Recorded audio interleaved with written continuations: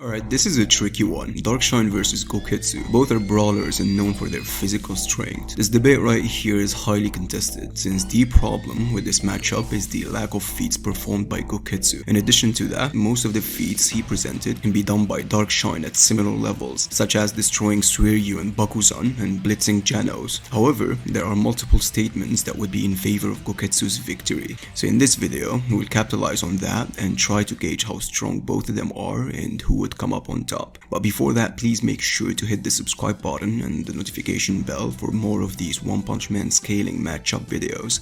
Thank you. Alright, so the only reason this is an actual debate is due to Darkshine's impressive audiobooks feat, which is defeating Carnage Kabuto in Carnage mode in 15 minutes. As Geno stated that Darkshine's strength goes beyond Kabuto's defenses, meaning his durability couldn't handle Darkshine's attacks. And prior to that, post G4, Genos got blitzed 55 times by Carnage Kabuto, the same way he got blitzed by Gouketsu. So you would say, in conclusion, if Darkshine can handle Carnage Kabuto, surely he can do the same thing with Gouketsu. Except the narrative suggests otherwise for Gouketsu's power level. This is due to Genos' statement in chapter 75, where he literally says that Gouketsu is the strongest monster he has ever faced till now. Furthermore, not only that he compared him to Saitama, which is crazy, but implied that the safest route to gauge Gouketsu is to combine the efforts of the S-class heroes with Saitama. However, people would still find this a huge overstatement, and none can be blamed for thinking so. Since 1, Genos doesn't really know the extent of what the S-class heroes can do, such as Tatsumaki, who was shown in his vision fighting alongside the other S-class heroes against Gouketsu, which is absurd and stupid since we know Tatsumaki, while holding back, was capable of fighting Psycho Orochi, who is stronger than Orochi, who Gouketsu himself stated he is far weaker than. And 2, prior to that, Genos has never seen anybody who can do what Gouketsu has done except of Saitama, so it was safe for him to take that no one surpasses that power. However, I'd still use this statement as a measurement for putting Gouketsu above Carnage Kabuto, since Genos was blitzed by both of them but never thought of Carnage Kabuto's strength the same way he thought about Gouketsu's. However, that doesn't necessarily mean Darkshine would lose to Gouketsu, since in the audiobooks, Darkshine asked Genos for a stronger opponent after he defeated Carnage Kabuto, implying that he didn't push himself to his limits.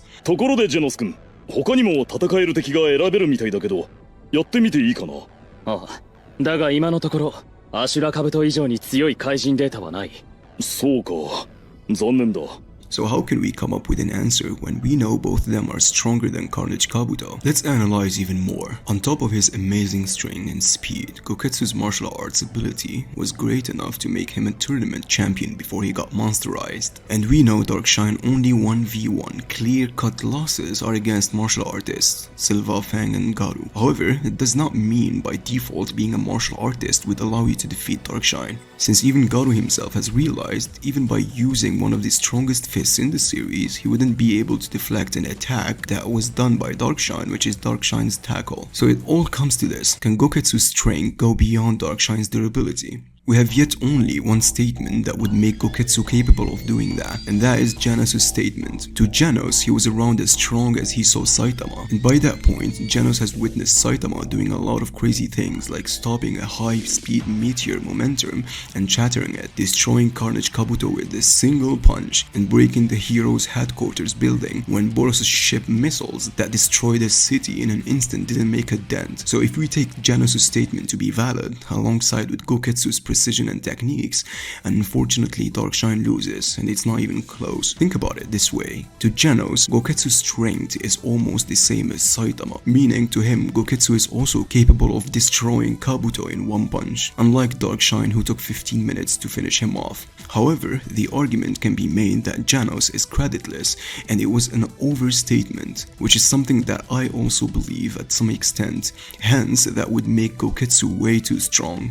Then in that case, Darkshine has a chance of defeating Gouketsu, since both of them are close when it comes to feats. In my opinion, the only feat that matters is Gouketsu toying with Dragon Bakuzan, something we have never seen Darkshine doing, though we've seen him one-shot transformed Bug God, who I would consider as an above demon, since base Bug God was seen being capable of hurting Garu, who was capable of fighting post G4 Genos while weakened, the same Genos who killed Hydrated Deep Sea King in 2 attacks in the audiobooks, base, meaning base Bug God is stronger than Deep Sea King, let alone transformed Bug God, and yet he got one-shotted by Darkshine. Not only that, but Darkshine was also capable of handling unconscious Garu with ease, and I believe that version of Garu is a low dragon at least. Nonetheless, I believe Darkshine would toy with Bakuzan the same way Gouketsu did. However, Darkshine would lose eventually since he's almost like a reversed metal bat. The second you start damaging him, he will basically just stop fighting, but would still be hard to actually kill due to his high tier durability. So in conclusion to this video, if we go by Janus' statement, Gouketsu takes the W easily, and it's not even close. If we go by feats, it can go either way, since to break off Darkshine's durability, it needs to be as strong as Golden Ass or have a martial arts style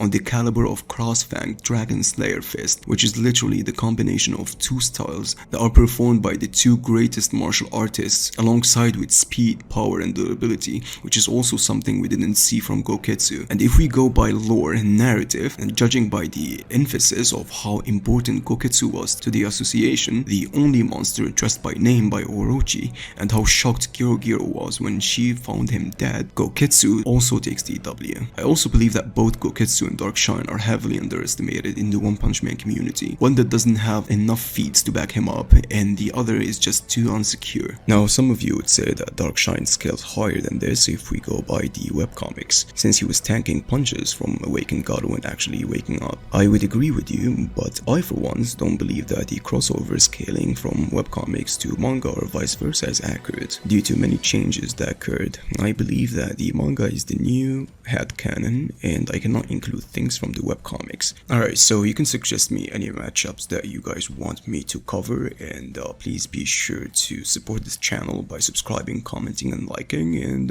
yeah, take care.